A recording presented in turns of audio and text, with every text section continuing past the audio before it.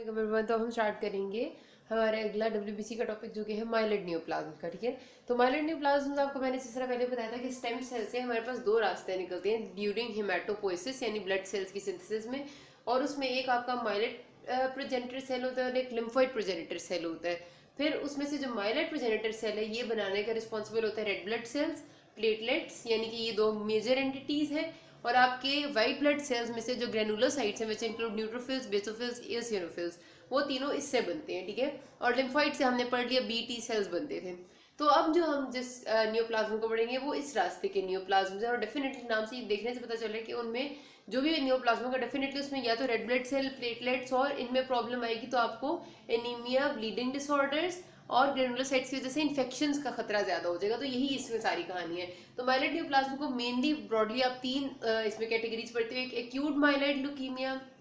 अच्छा, acute माइलेड leukaemia जो आपका है ना, ये कुछ ऐसा है कि इसमें आपका जो माइलाइट सेल है ये पीछे की बहुत शुरू की स्टेज में ही ट्रैप हो जाता है और आगे की चीजें बन ही नहीं पाती। तो आपको जो करेक्टरिस्टिक इसमें चीज मिलती है वो माइलोब्लास्ट मिलता है। मतलब आपके जो स्टेम सेल्स बनने के आगे पूरे प्रोसेस होते हैं ना, काफी सारी स्टेजेस आती हैं, तो स्टेजेस में इनिशियल स्टेज में वो ट्रैप होते हैं, माइलोब्लास्ट मिलता है। और माइलोप्रोलिफरेटिव सिंड्रोम में बनते तो है ये चीजें, लेकिन एबनॉर्मल बनती है। माइलोडिस्प्लास्टिक सिंड्रोम होता है तीसरा, जिसमें बिल्कुल डिस्प्लेजिया होता है। तीनों को हम अलग अलग डिटेल में डिस्कस करेंगे। पहले हम स्टार्ट करते हैं एक्यूट माइलाइड ल्यूकीमिया से। ओके, तो एक्यूट माइलाइड ल्यूकीमिया जैसे मैंने बता दिया था कि ये वो वाला टाइप है जिसमें हमारे पास जो फॉर्मेशन है, ये वाला माइलाइड प्रोजेनिटर का रास्ता है जिसने at the end RBC platelets वगैरह बनाने, ये आपके शुरू की स्टेज में ही ट्रैप हो जाता है। और माइलाइट सेल से पहले आपके माइलोब्लास्ट बनते हैं, फिर माइलोसाइट बनते हैं, और फिर ये मेच्योर सेल्स बनते हैं। तो वो शुरू की स्टेज में जब ट्रैप हो जाते हैं तो माइलोब्लास्टिक स्टेज होती है, बड़े बड़े सेल्स होते हैं, वो वही स्टेज आपकी होती है, और इसमें आपको माइलोब्लास्ट मिलते हैं। ठीक है, एक्यूट माइलाइड ल्यूकीमिया इसको कहते हैं। तो आपके पास क्योंकि हमारे पास इसमें इन स्टेज पे आरबीसी प्लेटलेट ग्रेनुलोसाइट की स्टेज पे आते ही नहीं है, तो आपको जाहिर सी बात है कि एनीमिया के प्लेटलेट्स की वजह से ब्लीडिंग के, क्योंकि प्लेटलेट्स आपको पता है उसको क्रॉस करते हैं, सॉरी रोकते हैं ब्लीडिंग को, और ग्रेनुलोसाइट्स के ना होने की वजह से इन्फेक्शंस की पेशेंट की प्रेजेंटेशन मिलती है। प्रॉब्लम क्या होती है, अब आपको पता है कि जो भी चीज बननी है, अब ये मेरे आरबीसी प्लेटलेट्स वगैरह सब कुछ बनना है, हर चीज को जीन्स के थ्रू कंट्रोल किया जाता है। और वो जो जीन्स के थ्रू, जीन खुद तो नहीं आके कंट्रोल करता, डेफिनेटली जो जीन है वो डीएनए पे प्रेजेंट है। आपका एक क्रोमोसोम है, इस पे जीन प्रेजेंट है, और क्रोमोसोम इज ऑल, मतलब इसकी जो टोटल फॉर्मेशन है वो डीएनए से हो रही है। तो डीएनए को सबसे पहले ट्रांसक्रिप्शन के प्रोसेस के थ्रू मैसेंजर आरएनए में कन्वर्ट किया जाता है, और ये मैसेंजर आरएनए ट्रांसलेशन के प्रोसेस के थ्रू प्रोटीन में कन्वर्ट होता है। और ये जो प्रोटीन्स है ये आपके सारे के सारे प्रोसेस को कंट्रोल कर रही होती है, किस चीज ने क्या बनना है, किस चीज ने क्या बनना है। ठीक है, तो आपके पास यानी कि जो जीन है उसको एक्सप्रेस होने के लिए, मतलब पहले एक ट्रांसक्रिप्शन का प्रोसेस आता है, फिर ट्रांसलेशन का प्रोसेस आता है। अगर हमारे पास यहाँ पर जो ट्रांसक्रिप्शन फैक्टर बन रहा है, वो भी जाहिर सी बात है जो ट्रांसक्रिप्शन फैक्टर यहाँ पर एक्ट कर रहे हैं, ट्रांसक्रिप्शन फैक्टर्स होते हैं ना जो ट्रांसक्रिप्शन के प्रोसेस को रेगुलेट करते हैं, इसी तरह ट्रांसलेशन के प्रोसेस को रेगुलेट करने के लिए डिफरेंट चीजें होती हैं। तो अगर वो ट्रांसक्रिप्शन फैक्टर ही गलत होगा, वही सही नहीं होगा जिसने इंफॉर्मेशन देनी थी, जिसने आरबीसी प्लेटलेट्स ग्रेनुलोसाइट्स के बनने के रास्ते को रेगुलेट करना था, तो जाहिर सी बात है कि ये रास्ता भी खराब हो जाएगा और शुरू की स्टेज पे कहीं पर हो सकता है ट्रैप हो जाए। और एक्चुअली यही होता है कि यहाँ पर एक्ट करने वाला, अब सपोज मेरे पास एक जीन था, जीन ने इनकोड करना था वो पाथवे जिसने इन चीजों को सिंथेसाइज करना है। ठीक है, रास्ते में जो ट्रांसक्रिप्शन फैक्टर था, जो प्रोटीन इन नेचर है, वो खराब है, वो सही नहीं बना।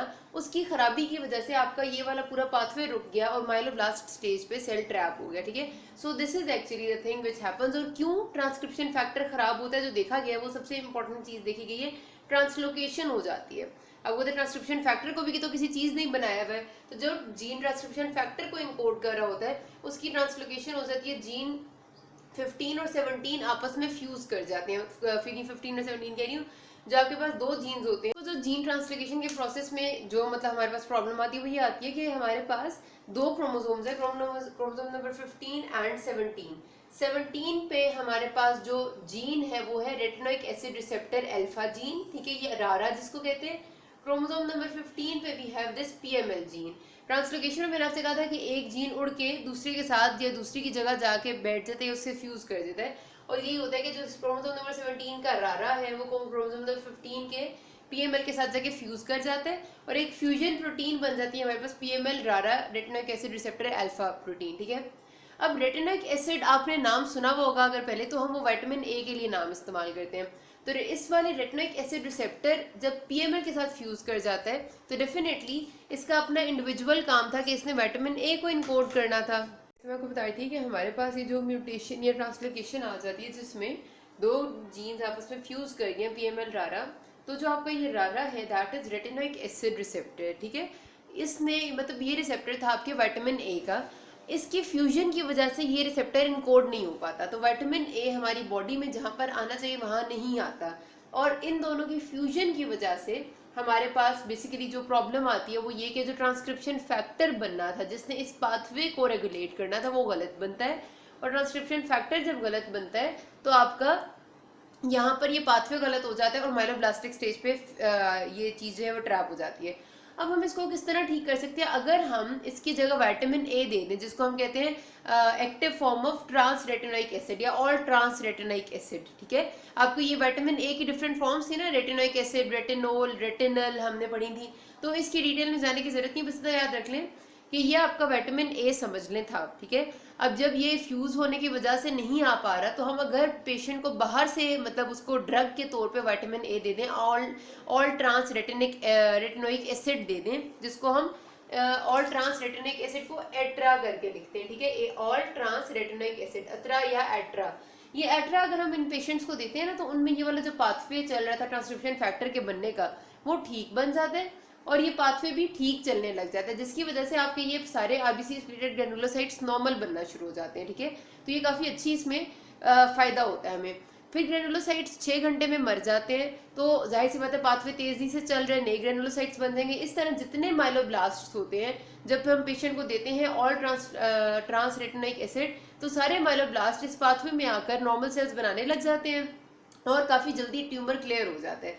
लेकिन फिर उन्हें देखा गया कि हम अगर इस पाथवे में मतलब हम ये अपनी ट्रीटमेंट में अतरा के साथ हम एक और चीज़ ऐड कर दें, और वो दूसरी चीज़ जो हमने ऐड की that was basically arsenic trioxide, वो बहुत हमें फायदा दे दी। हमने इन दोनों की कॉम्बिनेशन ट्रीटमेंट देना शुरू कर दिया, आर्सेनिक ट्राइऑक्साइड और अतरा, क्योंकि आर्सेनिक जो ट्राइऑक्साइड था ये आपका जब दोनों कॉम्बिनेशन में देता है तो ये आपके जितने इन दोनों के फ्यूजन बनी हुई होती है उसको भी तोड़ देता है। मतलब पीएमएल रारा की जो फ्यूजन है जो प्रॉब्लम क्रिएट कर रही थी बेसिकली, ये आर्सेनिक ट्राइऑक्साइड आके इनकी फ्यूजन को तोड़ता है और ऑल ट्रांस रेटिनोइक एसिड आकर जो विटामिन ए यानी ये रारा की कमी थी उसको पूरा करता है। तो जब हम ये दोनों चीजें कॉम्बिनेशन में देते हैं तो एक तरफ कमी भी पूरी होती जाती है, दूसरी तरफ इनका फ्यूजन भी टूटता जाता है, तो हमें बहुत अच्छा रिस्पॉन्स मिल जाता है, ठीक है। उसके बाद हमने ये देखा एक्चुअली कि ये सिर्फ इतनी सी म्यूटेशन की वजह से इतना बड़ा चेंज नहीं आ रहा, मजीद म्यूटेशंस भी होती हैं। मजीद कौन सी म्यूटेशन थी मैंने आपको बताया था, कुछ ऐसी चेंजेस होती हैं बॉडी में जो जीन्स में चेंजेस नहीं होती, ठीक है। हर चीज़ जेनेटिक चेंज नहीं होती, हर जगह जेनेटिक म्यूटेशन नहीं होती। कई बार ऐसा होता है कि आपकी फिनोटाइप यानी कि एक्सप्रेशन जो है वो चेंज हो जाता है। फिनोटाइप मैंने आपसे कहा था ना, expression of any gene is called phenotype. तो फिनोटाइप चेंज हो जाता है लेकिन जीनोटाइप सेम रहता है। वो क्यों सेम रहता है? हो सकता है रास्ते में ही कोई चेंज आया है, मतलब जैसे अभी हमने ट्रांसक्रिप्शन फैक्टर को कहा था कि खराब बना है क्योंकि जीन में ट्रांसलोकेशन या म्यूटेशन थी, ठीक है। लेकिन हो सकता है यही ट्रांसक्रिप्शन फैक्टर खराब बने लेकिन जेनेटिक म्यूटेशन की वजह से नहीं, किसी एक्सटर्नल इंसल्ट की वजह से खराब बन जाए। सपोज कोई ऐसा एंटीजन आया जिसने ट्रांसक्रिप्शन फैक्टर को सही बनने ही ना दिया, मतलब ट्रांसक्रिप्शन फैक्टर जो है उसको उसने बनने के बाद खराब कर दिया, तो ऐसा भी तो हो सकता है। अगर ऐसा हो कि जेनेटिक लेवल पे चेंज ना हो और बाद में कोई चीज़ किसी और वजह से चेंज हो गई हो, उसको हम कहते हैं एपिजेनेटिक चेंज। तो हमने ये देखा कि सिर्फ पीएमएल रारा की फ्यूजन ही प्रॉब्लम नहीं थी, बल्कि एपिजेनेटिक चेंजेस भी ऐसे हैं जो एक्यूट माइलॉइड ल्यूकेमिया करा रहे हैं। वो जो एपिजेनेटिक चेंजेस हमने देखे उसमें most of them were associated with isocitrate dehydrogenase. अब आइसोसिट्रेट डिहाइड्रोजिनेज क्या आपको याद हो तो ये एक एंजाइम है, जहां भी एंड में एज आ रहा होता है वो most of the time enzyme ही होता है, ठीक है। तो आपका isocitrate dehydrogenase IDH is an enzyme जो रेगुलेट कर रहा होता है different pathways of cell cycle को और सेल फॉर्मेशन को। आईडीएच में अगर कोई म्यूटेशन आ जाती है किसी एक्सटर्नल कॉज की वजह से तो IDH mutation acts as an oncogene, ठीक है। हमने अपनी पढ़ा था नियोप्लेसिया के चैप्टर में कि कुछ चीजें ऐसी होती है कि जिनमें जब म्यूटेशन आती है तो वो डायरेक्टली कैंसरस बन जाती हैं, वो ऑन्कोजीन्स होते हैं, ठीक है। तो आईडीएच में ये इस एंजाइम में कोई भी चेंज आ जाए अगर तो ये मतलब ऑन्कोजेनेसिस का प्रोसेस शुरू करवा देता है और ये आपके माइलॉइड सेल की डिफरेंशिएशन को होने नहीं देती और जिसकी वजह से आपका माइलोब्लास्टिक स्टेज में ट्रैप हो जाता है। तो हमने देखा कि अगर हम IDH इनहिबिटर्स दे दें ऐसे पेशेंट को, तो ऐसे पेशेंट्स का IDH इनहिबिटर की वजह से ये पाथवे नॉर्मल हो जाता है और उनका कोई मसला नहीं होता। ठीक है, दो मेन चीजें हैं, किसी को भी ना समझ आए तो आपने मुझसे पूछ लेना है। इसकी मॉर्फोलॉजी में कोई ऐसी मुश्किल बात नहीं है, क्योंकि इसमें कोई ज्यादा सेल्स बनते ही नहीं है। बस आप जब भी देखेंगे बोन मैरो की एग्जामिनेशन करेंगे आपको बड़े बड़े माइलोब्लास्ट नजर आएंगे। ठीक है, माइलोब्लास्ट जाहिर सी बात है आपके एक तो बड़े सेल्स हैं, उसके बाद अभी पूरे बने ही नहीं थे, तो इनका न्यूक्लियस भी पूरा पतला कमजोर सा होगा, न्यूक्लियर क्रोमेटिन भी ऐसे डिस्पर्स्ड सा होगा, मतलब जैसा एक इनिशियल स्टेज पे होता है। और इसमें करेक्टरिस्टिक हमें एजिरोफिलिक ग्रेन्यूल्स मिलेंगे जो कि सेल की फॉर्मेशन के टाइम पे होते हैं। ठीक है, तो ये आपके होते हैं। कभी कभार कुछ सेल्स में हमें ना ऐसे रेड कलर की सीधी सीधी सी बॉडीज मिलती है, उनके हम एयूर बॉडीज कहते हैं, AUER लिखते हैं। ठीक है, प्रोनाउंसिएशन आई गेस, मतलब मैंने तो यही सुनी है, बट आपको कोई इससे बेहतर मिले तो you can even tell me also. तो ये आपको किसी किसी सेल में ये भी मिलती है, लेकिन हर सेल में नहीं मिलती, हर माइलोब्लास्ट में ये वाली आयर रॉड्स नहीं होती, कुछ सेल्स में ही होती है। ठीक है जी, तो यहाँ पर हमारे पास ये मॉर्फोलॉजी है। अच्छा, इसकी जो क्लासिफिकेशन उन्होंने दी हुई है वो उन्होंने कहा हुआ है कि क्योंकि ये पूरा एक ग्रुप ऑफ डिसऑर्डर है, जिसमें मैंने आपको यहाँ खड़े खड़े बता दिए कि दो तरह के तो म्यूटेशन हमने कर लिए, एक जेनेटिक म्यूटेशन कर ली हमने और एक एपिजेनेटिक चेंज कर लिए। सिर्फ इस वजह से ये नहीं हो सकता, बल्कि इवन हमने अभी जो आगे पढ़ना है ना माइलोप्रोलिफरेटिव और माइलोडिस्प्लास्टिक सिंड्रोम, कई बार ऐसा होता है कि ये सिंड्रोम्स जब हुए हुए होते हैं और एंड ऑफ द रिजल्ट जब ये अग्रेसिव हो जाते हैं तो ये भी एक्यूट माइलॉइड ल्यूकीमिया में तब्दील हो जाते हैं। लाइक इन दोनों सिंड्रोम्स में मैंने आपसे कहा था ना कि ये आपके फाइनल टर्मिनल डिफरेंशिएशन हो रही होती है, आरबीसी प्लेटलेट्स ग्रेनुलोसाइट्स बन रहे होते हैं लेकिन एबनॉर्मल बनते हैं। कई बार जब ये ट्यूमर्स एग्रेसिव हो जाते हैं तो उनमें ये बनना खत्म हो जाते हैं और एक्यूट माइलॉइड ल्यूकीमिया में कन्वर्ट हो जाते हैं, तो ऐसी भी स्टेज आती है। तो एक्यूट माइलॉइड ल्यूकीमिया की क्लासिफिकेशन उन्होंने उसकी कॉज की बेस पे की हुई है कि क्या चीज़ है जो उसको शुरू करवा रही है। तो एक तो आपका जेनेटिक एबरेशन की वजह से हो रहा है जो हमने ट्रांसलोकेशन वाला पढ़ लिया, फिर आपका डिस्प्लेजिया की वजह से हो रहा है जो कि माइलोडिस्प्लास्टिक सिंड्रोम के रिजल्ट में हो सकता है, फिर आफ्टर जीनोटॉक्सिक कीमोथेरेपी की वजह से मोस्टली एपिजेनेटिक चेंज होते हैं जो बाहर से कुछ चेंज कर देते हैं, और चौथी वो टाइप है जिसमें ये तीनों तरह की चीज़ें नहीं आ रही फिर भी इट कॉजेज माइलॉइड न्यूप्लेसिया, मतलब it causes acute myeloid leukaemia. तो ये इसकी क्लासिफिकेशन है जिसकी डिटेल्स में जाने की जरूरत नहीं है, बस इतना पता होना चाहिए कि इसकी कॉज क्या है, क्योंकि जो कॉज होगी उस हिसाब से हम ट्रीटमेंट देंगे। अगर IDH वाला कॉज होगा तो हम वो ट्रीटमेंट देंगे, अगर दूसरा होगा तो वो देंगे, तो इसलिए हमें पता होना जरूरी है। अच्छा, इम्यूनोफिनोटाइपिंग और क्लिनिकल फीचर्स अगले पार्ट में करते हैं। अभी तक किसी को कोई मसला हो you can ask me. Thank you.